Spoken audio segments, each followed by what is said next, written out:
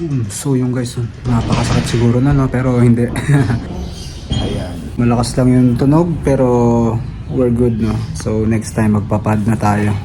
Paggagawa tayo ng mga tricks and make sure na meron tayong protective gear and just enjoy riding no. Yeah. Yes guys, for today's video, we're gonna relearn the foot jump to tail whip. So yun po no, ayan, attempt number 1.